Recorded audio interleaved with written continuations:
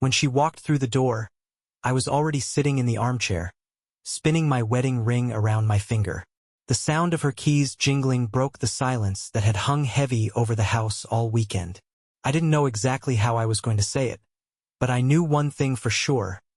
After tonight, nothing would ever be the same. Her name is Olivia, my wife of 10 years. We've been through so much together. Our early struggles, dreams that we built into reality, the home we created brick by brick, the losses we endured, and the joy we shared. But this weekend, something shifted, and I couldn't ignore it anymore. Olivia had been gone for 3 days, celebrating her bachelorette party with her closest friends. Yes, bachelorette party, despite being married for a decade. It was supposed to be a symbolic celebration, marking the big vow renewal we had planned for next month. She wanted to relive the excitement she felt before our original wedding, and I thought it was harmless fun. Or at least I wanted to believe that. When she left Friday afternoon, she was practically glowing with excitement. Her best friend, Emma, had organized the whole thing. They were headed to a cabin by the lake, and Olivia had packed everything she could possibly need for the ultimate girls' getaway. She kissed me goodbye at the door, her smile bright and carefree. "Don't worry about a thing," she said, brushing her hand along my cheek. "I'll be back before you know it." I smiled back, but something about her felt distant. I couldn't put my finger on it. I told myself I was imagining things, that I was overthinking like I always do. But as the weekend went on, that uneasy feeling gnawed at me. By Sunday evening, I was a mess. She hadn't answered most of my texts, only sending vague replies like, "Having so much fun. Talk soon." I convinced myself I was just being paranoid. After all, she was with her friends, and they were probably just caught up in the excitement. But then she came home, and everything I'd been trying to ignore came rushing back. She walked in with her overnight bag slung over her shoulder, her face flushed and her hair slightly disheveled. She smelled like a cocktail of perfume, alcohol, and something else I couldn't quite place. A scent that felt foreign and wrong. "Hey, honey," she said cheerfully, dropping her bag near the door. "Miss me?" She leaned in to kiss me, but I couldn't move. My hands gripped the armrests of the chair, my knuckles white. "You had a good time, I assume," I said, my voice low and steady. She froze for a split second, just enough for me to notice. Then she plastered on a wide smile and said, "Of course, it was amazing." Emma really outdid herself. Her words were light, but her eyes betrayed her. There was something in them, a flicker of guilt or maybe fear. "I bet it was," I replied, standing up slowly. My tone was calm, but inside, I felt like a storm was raging. She laughed nervously and tried to brush past me toward the kitchen. "I'm starving. Let me grab something to eat, and then we can." "Sit down, Olivia," I interrupted, my voice firmer now. She stopped in her tracks, turning to face me. "What's going on?" I took a deep breath and pointed to the couch. "Sit. We need to talk." Her smile faltered, and for the first time, I saw genuine unease on her face. She slowly walked over and sat down, her posture stiff and defensive. "What's this about?" she asked, her voice softer now. I looked at her, the woman I'd loved for so many years, and for a moment, I hesitated. But then I remembered the text message I had received the night before. The one that shattered everything. It had come from an unknown number, accompanied by a photo of Olivia and a man I didn't recognize. They were at some dimly lit bar, laughing, his hand resting a little too comfortably on her leg. The caption read, "Thought you should know what your wife's up to this weekend." I didn't sleep that night. I spent hours staring at that photo, replaying every interaction we'd ever had in my mind, searching for the moment I'd missed the signs. Now, here she was, sitting on our couch, looking at me like she was the victim. "Olivia," I said, my voice steady but cold, "what really happened this weekend?" Her eyes widened for a fraction of a second before she masked it with confusion. "What do you mean?" "I told you. It was just a girls' weekend." I pulled my phone out of my pocket and opened the photo. Without saying a word, I held it up for her to see. Her face drained of color as her eyes locked on the screen. Care to explain this? I asked. Her mouth opened and closed like she was trying to find the right words, but nothing came out. The silence was deafening. I'll make it easy for you, I said, my voice sharp now. Either you tell me the truth, or you can pack your bags and leave tonight. Her eyes filled with tears, and for a moment, I almost felt sorry for her. Almost. And then she spoke, and what she said next shattered whatever was left of my heart. Her lips trembled as she tried to speak. For a moment, I thought she might deny it, spin some story about how it was all a misunderstanding. But instead, she dropped her gaze to the floor and whispered, "It's not what it looks like." I clenched my fists, my nails digging into my palms. Not what it looks like? I repeated, my voice rising. Olivia, I'm looking at a picture of you with some guy's hand on your leg. You're laughing, cozying up like you're on a date. So tell me, what exactly am I supposed to think? She looked up at me, her eyes glossy with tears. Jack, I swear, I didn't mean for it to happen. It just didn't mean for what to happen? I snapped, cutting her off. Be specific, Olivia. I'm done with vague excuses. She hesitated, biting her lip like a child caught doing something wrong. We were at the bar Friday night, she began, her voice shaking. The girls dared me to talk to him. It was supposed to be harmless, just flirting for fun. Fun, I repeated, my voice laced with disbelief. And what happened after this fun flirting, Olivia? She pressed her hands to her face, muffling her words. I didn't plan for it to go further, Jack. But then he kept buying me drinks, and I was drunk. Things just got out of control. I felt the room spin. My knees felt weak, but I forced myself to stay upright. What exactly does out of control mean, Olivia? I demanded. She finally dropped her hands from her face, tears streaming down her cheeks. We kissed, okay? She admitted, her voice breaking. It was just one kiss. I swear it didn't mean anything. I pushed him away and told him I was married. I stared at her, my jaw tightening. One kiss? That's all. She nodded frantically. Yes, that's all.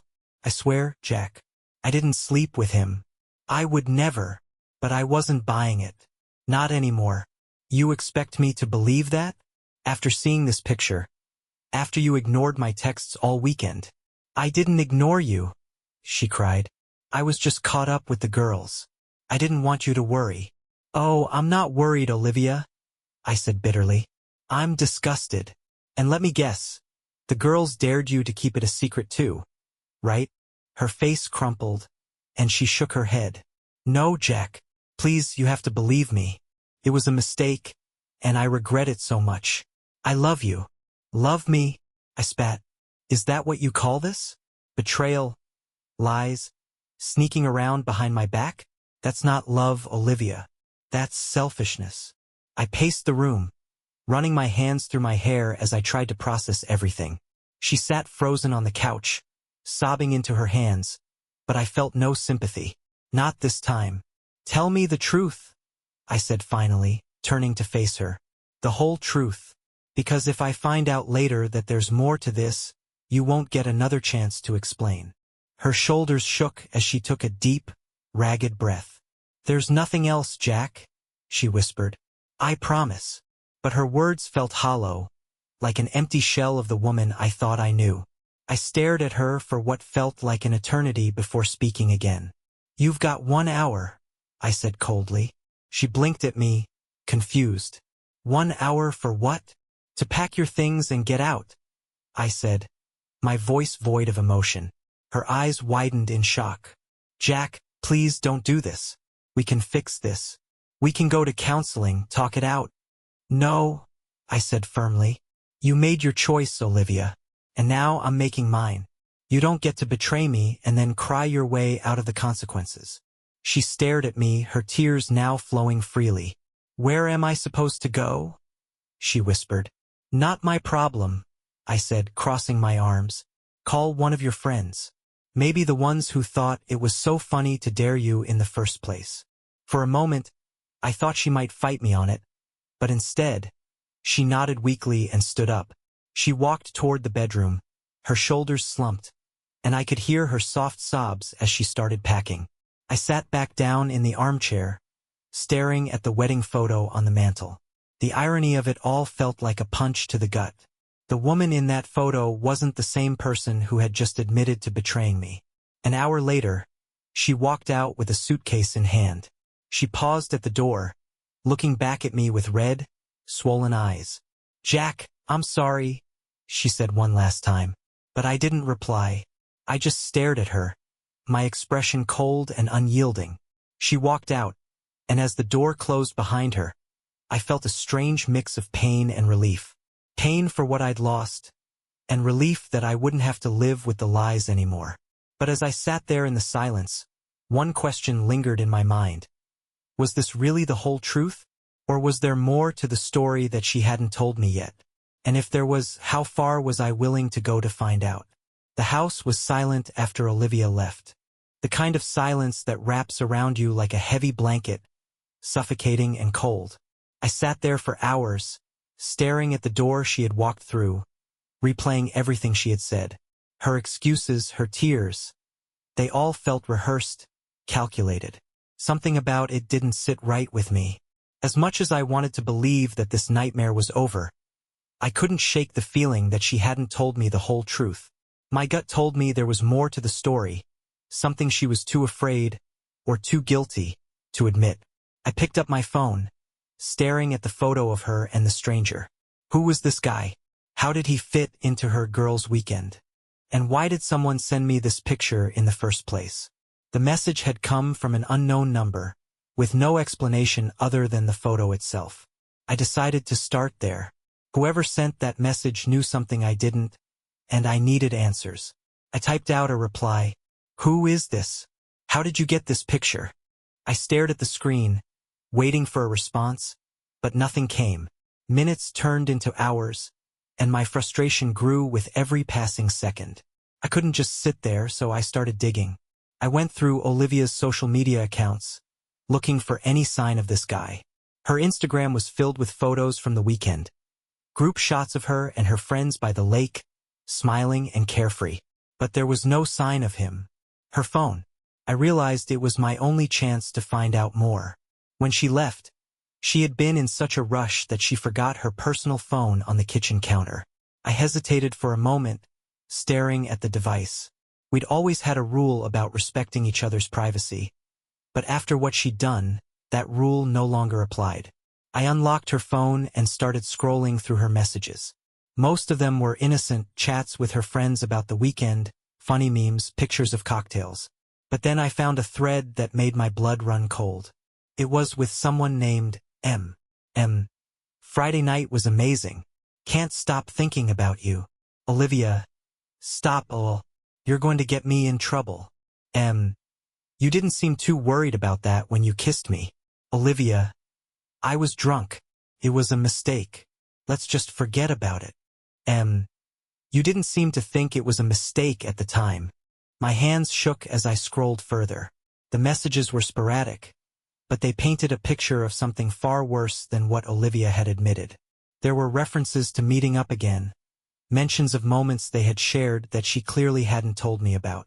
And then, there was a photo. It was a selfie of the two of them at the bar, his arm around her waist, both of them laughing like they didn't have a care in the world. My stomach turned as I realized it matched the photo I had been sent.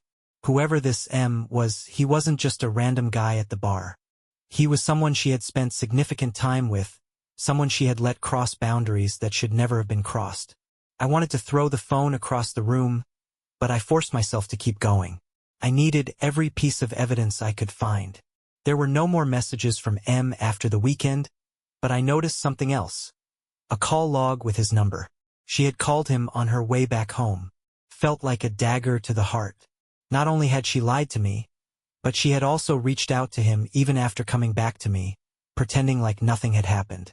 I saved his number into my phone and stared at it for a long time. Should I call him? Confront him directly? I had no idea what I would say, but the thought of him sitting somewhere, thinking he had gotten away with this, made my blood boil. But before I could make up my mind, my phone buzzed. It was a reply from the unknown number. I'm a friend of someone who was there. You deserve to know the truth. She wasn't just flirting. She left with him that night.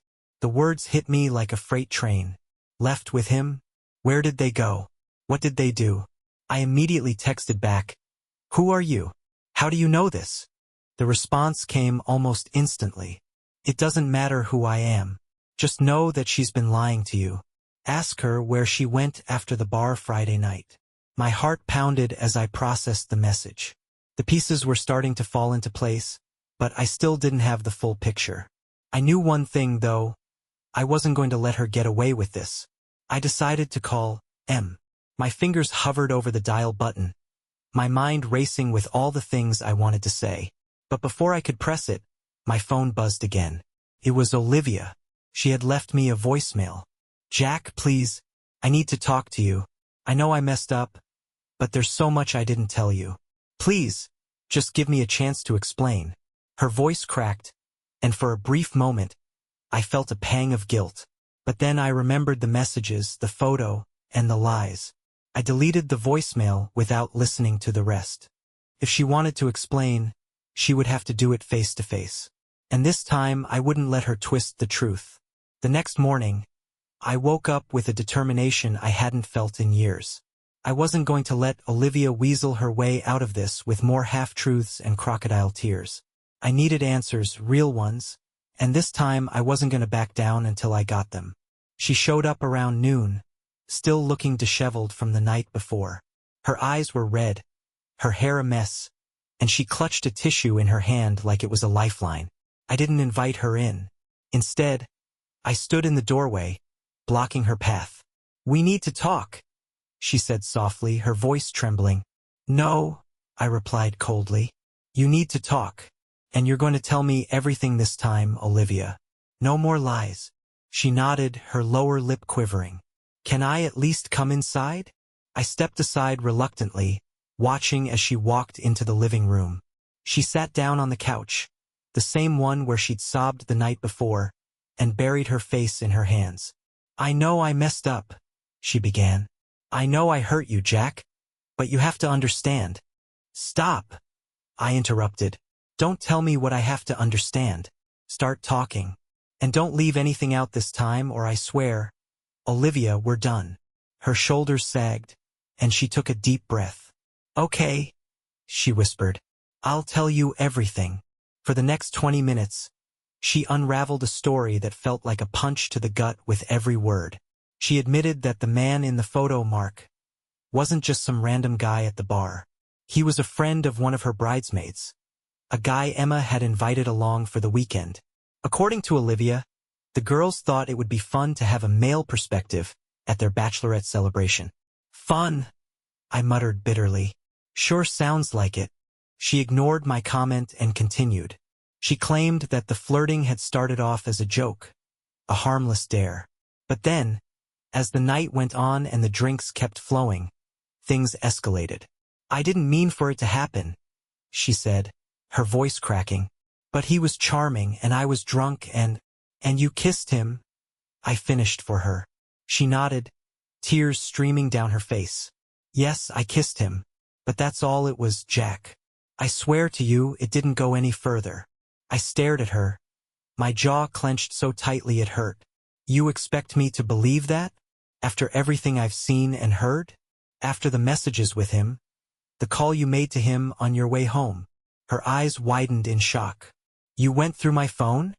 "Of course I did," I snapped. "What else was I supposed to do? Sit here and keep believing your lies?" She opened her mouth to argue, but I cut her off. "And let's not forget the message I got last night.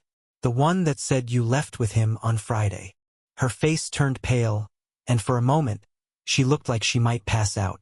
"Who told you that?" she whispered. "Does it matter?" I shot back. "The point is, someone knows what you did, Olivia. So why don't you stop wasting both of our time and tell me the truth?" Her hands trembled as she wiped her tears away. I didn't leave with him," she said, her voice barely audible. "Then where did you go?"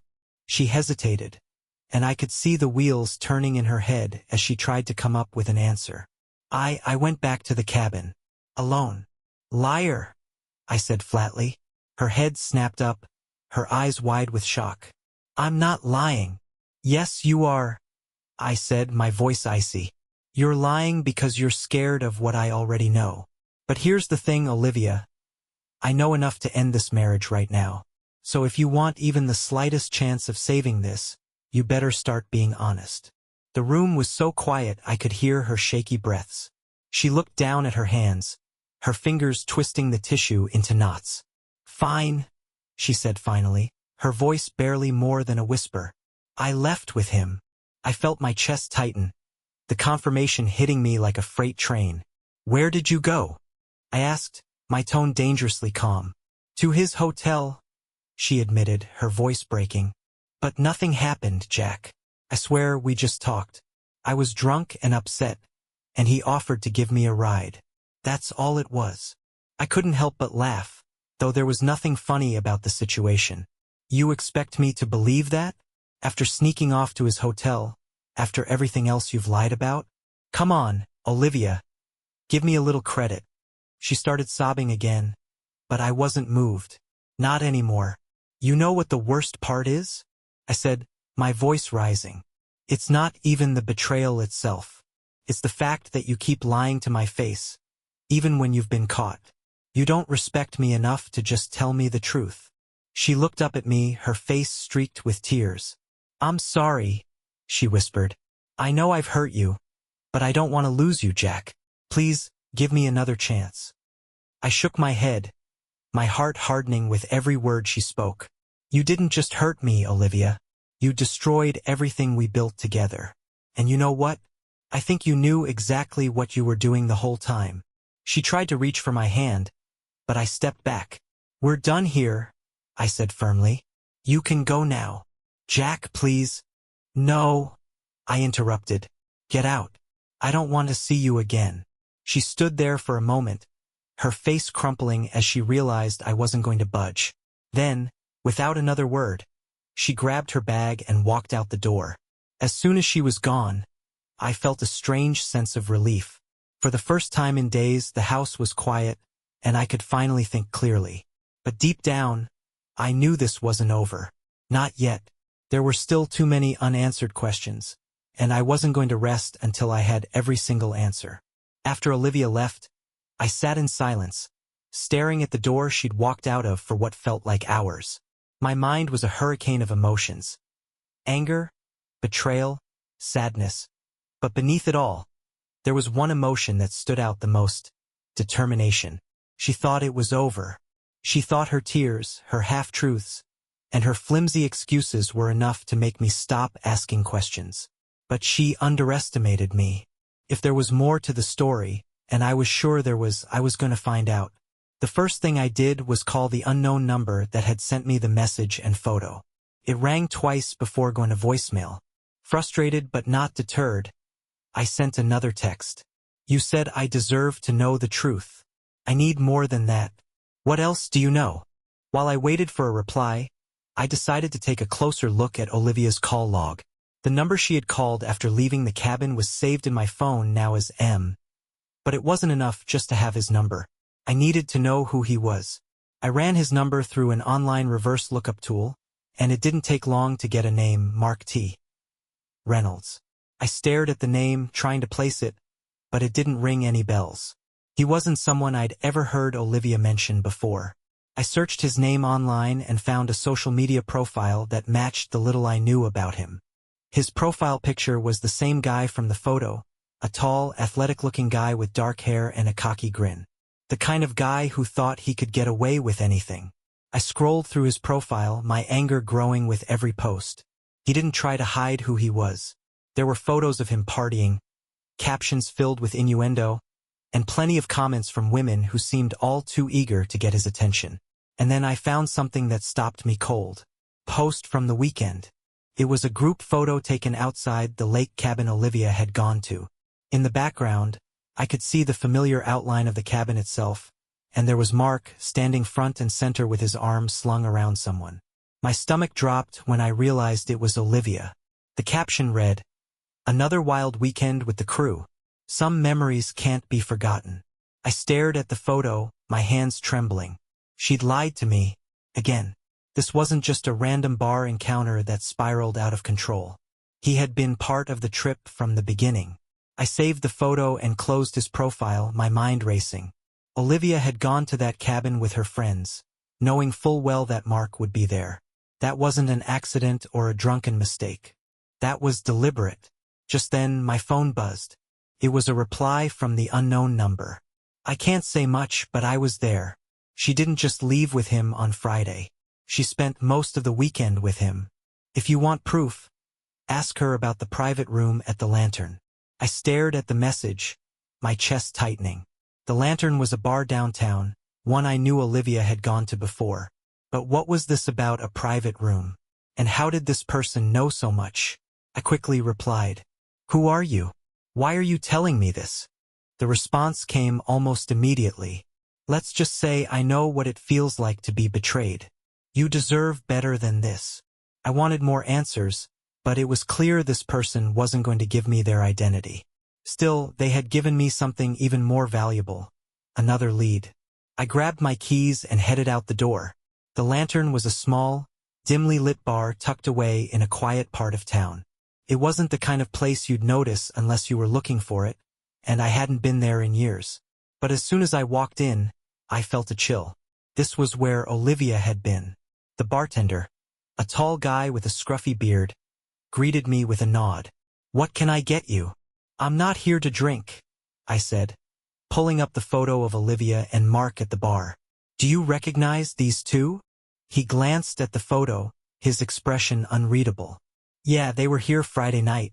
"Why? Did they rent a private room?" I asked, my voice firm. He hesitated, his eyes narrowing. "Look, I don't want any trouble.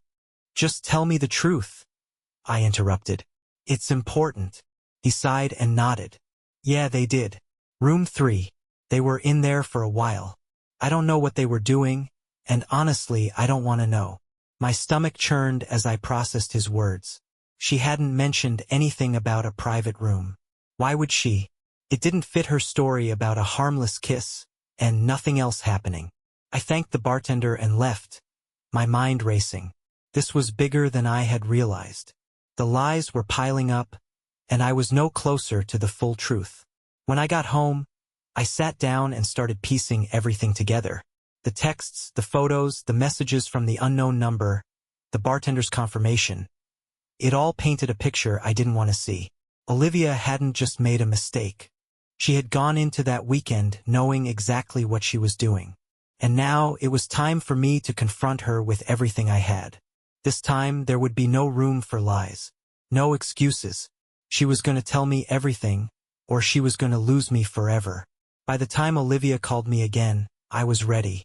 I had all the evidence I needed, photos, messages, witness accounts. There was no way she could talk her way out of this. When I picked up the phone, my voice was steady and cold. "Jack, can we please talk?" she said, her tone desperate. "Come over," I replied curtly. "We need to settle this." When she arrived, she looked nervous, her eyes darting around the room as if searching for a way out. I didn't give her a chance to settle in. "Sit down," I ordered, pointing to the couch. She obeyed, her hands fidgeting in her lap. "I'm here to tell you the truth," she began, her voice shaking. "Oh, don't worry," I said, throwing the printed photo of her and Mark at the cabin onto the coffee table. "I've already found it." Her face went pale as she stared at the picture. "Jack, save it," I snapped. "You lied to me over and over. You told me it was a mistake, a drunk kiss. But you planned this, Olivia. You knew Mark would be there. You spent the whole weekend with him, didn't you?" Tears welled up in her eyes. "It wasn't like that." "Then explain the private room at the Lantern," I interrupted. "Explain why you left the bar with him. Explain why someone who was there told me you spent most of the weekend with him." Her mouth opened and closed, but no words came out. Finally, she broke down. "I didn't mean for it to happen," she sobbed. "It was a stupid, selfish mistake. I got caught up in the moment, and I didn't think about what it would do to you." I shook my head, disgusted. "You didn't think about me at all, Olivia. You didn't think about our marriage, our life together. You only thought about yourself. She reached out to me, but I stepped back. Jack, I love you, she pleaded. I know I messed up, but I'm willing to do whatever it takes to fix this. Please, just give me a chance. I stared at her, the woman I had once loved more than anything, and felt nothing but emptiness. You don't fix something like this, Olivia. You broke my trust, and there's no coming back from that. Her sobs grew louder, but I didn't waver. Pack the rest of your things, I said firmly. I don't want to see you here again. She looked up at me, her face streaked with tears. Jack, please. No, I said, my voice like steel. We're done. She stayed silent for a moment, then nodded and stood up. Without another word, she walked to the bedroom to gather the last of her belongings. I watched her go, my heart heavy but resolute. This wasn't how I imagined my life turning out, but I knew I deserved better. When she finally left, I locked the door behind her and sat in the quiet of my home, the weight of the truth settling in. It was over, and for the first time in a long time, I felt a sliver of peace. But as I stared at the photo on the coffee table, I realized that even though she was gone, the scars of her betrayal would remain, and I was left to pick up the pieces of a life that would never be the same. The house felt eerily quiet after Olivia left for the final time. The kind of quiet that sinks into your bones and reminds you just how much emptiness betrayal leaves behind. I sat on the couch, staring at nothing, replaying the events of the past few days in my head. The confrontation, the lies, the moment I watched her walk out the door. Everything felt surreal, but the silence didn't last long. My phone buzzed on the coffee table, snapping me out of my thoughts. It was a message from the same unknown number. She's gone now, isn't she? I froze, my heart pounding. Whoever this person was, they knew too much. Too many details to be a coincidence. I typed back quickly. Who are you? How do you know so much about what happened? The reply came almost instantly. Let's just say I was there that weekend. You're not the only one she hurt. I stared at the screen, my mind racing. Someone at the cabin? A friend of hers? Or maybe someone who had seen her with Mark. Whoever it was, they clearly had a grudge against Olivia, but I couldn't figure out why. If you were there, then tell me the whole story, I replied. What else don't I know? This time there was a pause before the response came through. You've got most of it. But here's what she didn't tell you. She didn't stop at a kiss. They spent the night together at his hotel. The words hit me like a sledgehammer. Even though I had suspected it, hearing it confirmed was like a knife to the chest. I leaned back in my seat, trying to steady my breathing. Why are you telling me this? I asked. The response was blunt. Because you deserve the truth, and she doesn't deserve you. For a moment, I considered calling Olivia, demanding more answers, but I stopped myself. What was the point? She'd already lied enough, and I doubted she'd suddenly start being honest now. Instead, I sat there, letting the weight of everything sink in. The next day, I decided it was time to start moving forward. I called my lawyer and told him to begin the divorce proceedings. He didn't seem surprised, almost like he'd seen the scenario play out 1,000 times before. He assured me he'd make sure I got a fair settlement and that Olivia wouldn't get away with taking anything more than she deserved. I also took a trip to a storage facility to pack away everything that reminded me of her. Wedding photos, anniversary cards, gifts, everything went into a box. It wasn't easy, but I knew I couldn't heal if I kept seeing pieces of her everywhere I looked. As I was leaving the storage facility, my phone buzzed again. Another message from the unknown number. She's not done yet. Watch your back. A chill ran down my spine. What did that mean? Was Olivia planning something? Or was this person just trying to mess with me? Either way, I couldn't shake the uneasy feeling it left me with. That night, I sat in the quiet of my home, trying to piece my life back together. I had always thought of myself as a strong person, someone who could weather any storm. But this was different. This wasn't just a storm. It was a hurricane that had ripped through my life and left nothing but wreckage behind. Still, I knew one thing for certain. I wasn't going to let Olivia's betrayal define me. She had made her choices, and now I was making mine. This was my chance to start over, to build a life free from lies and deceit. But deep down, I couldn't shake the feeling that this wasn't over yet. There were still too many unanswered questions, and something told me Olivia wasn't going to go quietly. And as much as I wanted to move on, I knew I had to be ready for whatever came next. Because with someone like Olivia, the truth was only ever the beginning. The next morning, I woke up to a strange sense of calm. The storm had passed, but I knew the damage it left behind would take time to repair. The hardest part wasn't just losing Olivia. It was realizing that the woman I had loved for a decade had never truly loved me back in the way I had believed. I spent the day wrapping up loose ends. My lawyer sent over the initial divorce paperwork, and I signed it without hesitation. No drawn-out battles, no pointless arguments, I just wanted it done. Olivia had already broken our vows. There was nothing left to save. Then my phone buzzed again. Another message from the unknown number. She's desperate. She might try something stupid. I sighed, rubbing my temple. I had no idea who this person was, but they weren't wrong.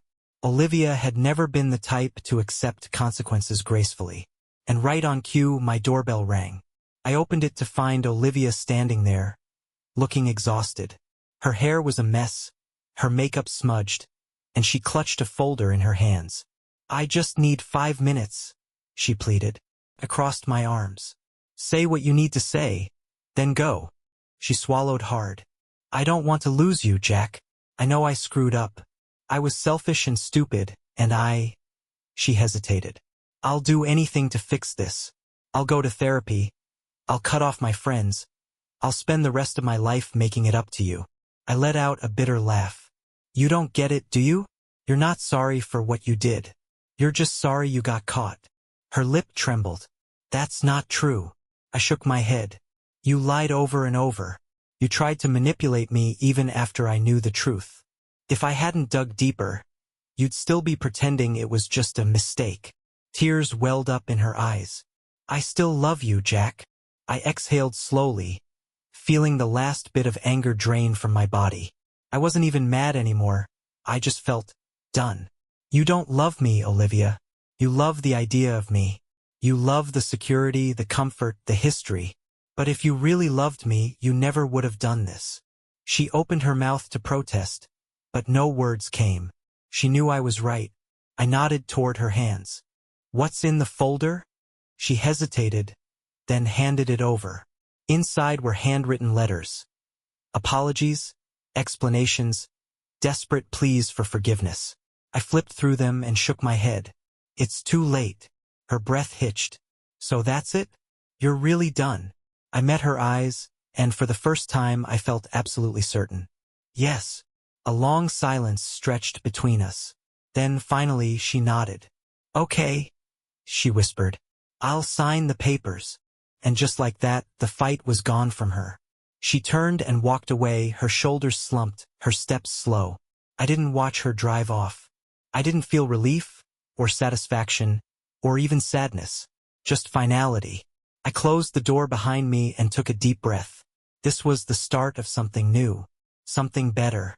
For the first time in a long time, I was free.